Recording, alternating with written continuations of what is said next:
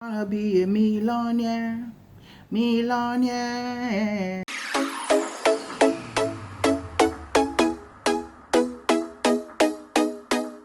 Who doesn't want to be a millionaire or a billionaire? Of course, we teachers want to be billionaires also. Hello, everybody. Welcome to my channel. This is Tito here. If you're an existing viewer, if you're a new viewer also, thank you so much for coming. Please remember to share, like, and subscribe to my channel. Now I'm going to break the table. I want to just break the table with this topic I decided to discuss today. Let's do it together. Okay. A few months ago, the president of Ghana, I love Ghana. I'm a Nigerian, but I so very much love Ghana. The president of Ghana is Excellency Nana Akufo Addo, had like a conference, with teachers and his body of teachers, or, like maybe the union or the governing body of education in this country.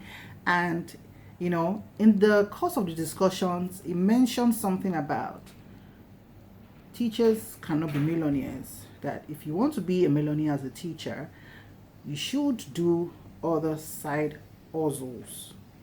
Now, people took this in different ways, all right?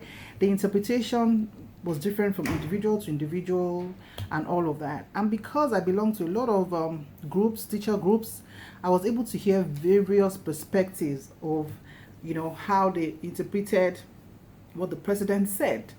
And I've chewed on it for a while, in fact for about 3 months now, honestly, and I just want to share my own thoughts. Now, realistically, and also in the video, I shouldn't forget this, sometimes you just have to watch the whole video to understand the context of the discussion, all right? So you don't just pick a sentence or two that you heard from that discussion. Now, he talked about the selflessness, all right, of teachers, the noble cause, the fulfillment, the rewarding experience you have if you teach, right? Which I really give him a thumbs up for, okay? Before he actually made this statement that, teaching is not really for people who want to become millionaires and all of that, and teachers can be millionaires. Now, to be realistic, if you've been in teaching for, let's say, about 5 years or 10 years or above 10 years, then maybe you share the same perspective with me, all right? Why do I say this? I've been in teaching for over a decade, and I would say that, the more you evolve over time, your perspective will change, then time will teach you, all right? Especially 2020, that's blessed year 2020 will just teach you and humble you, right? Okay, so my own thoughts is that is very, very right. And he even said it in the statements that everywhere in the world, teachers are not millionaires or billionaires. Now, when we talk about billionaires or millionaires, it doesn't mean that even in my country, there are still some teachers who earn like in millions, all right? Let's talk about maybe teachers who are the top kidder, all right? Yeah, and some teachers, maybe they've traveled out before to work in other countries and they are back in the country, so they are paid as expatriates. So those ones do really earn in millions. So it's not something that doesn't happen, okay? So we have some teachers, but when we talk about the context it was referring to as millionaires or billionaires, it's talking about the wealth, okay? Building wealth, sustaining wealth, okay? And all of that. So in that context, is very correct. Now, it's not even just because you're a teacher, right? Once you are employed with an agreement, with a contract to be paid a specified amount of money at the end of the month, all right? Or maybe it's weekly, wherever country you are. So you cannot just go beyond that as far as that work is concerned. And most times, if that's the only thing you do, forget maybe the money you're given by your spouse or maybe inheritance or something. We are talking about how much you're earning as a teacher, right?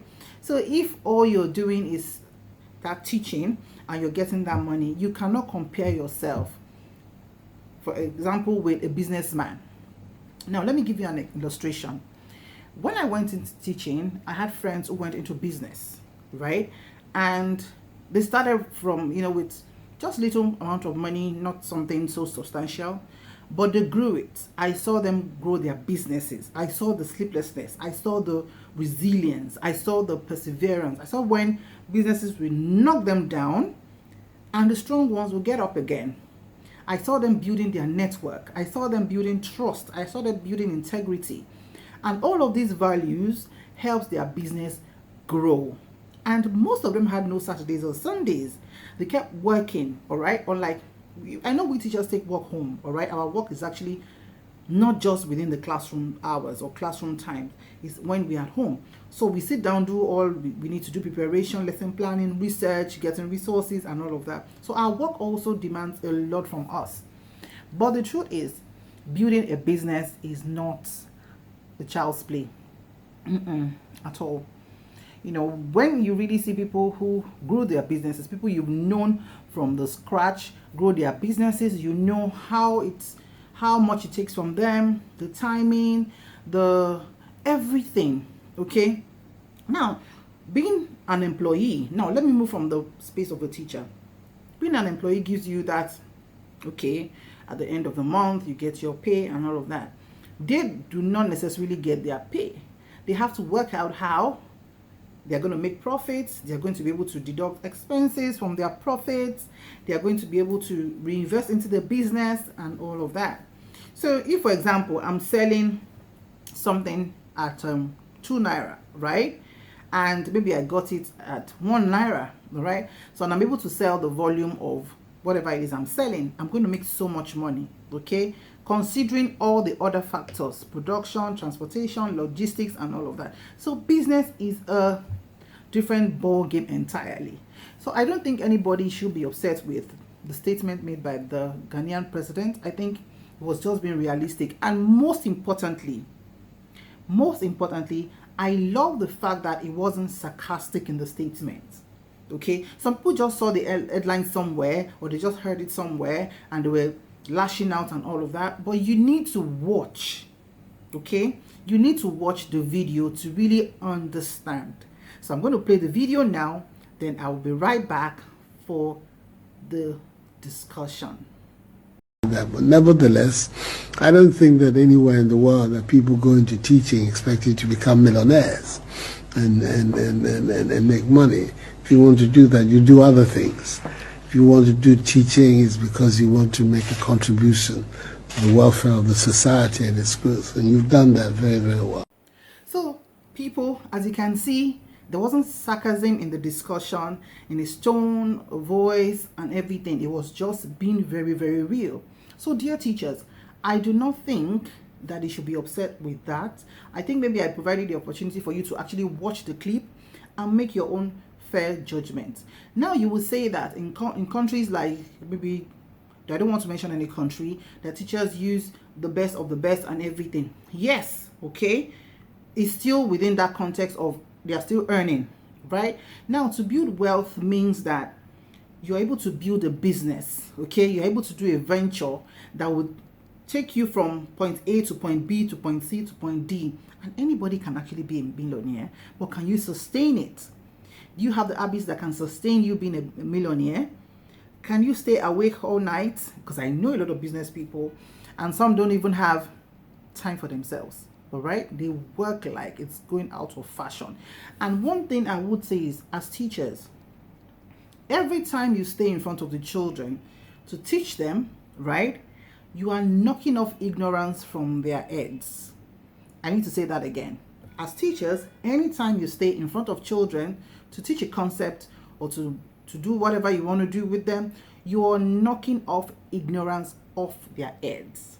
So if you, as a vehicle of doing so, are not open, you're not liberally minded to learn, to try ventures, you know, like you're teaching math, you're teaching English, you're teaching social studies, you're teaching moral science, you're teaching this, you're teaching that, that means you should be able to learn so many things, dear teachers. So, for example, I'm not there yet. I still learn a lot. For example, when I started hearing about cryptocurrency last time, I'm like, what is this? Everybody's shouting crypto. What is this crypto about?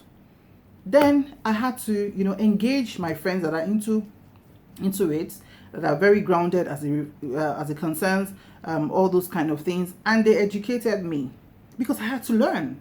Once you're leaving, you still have to learn. So dear teachers, please, in case you found the statements by the President of Ghana offensive, I do not think we should find it offensive. I do not think so.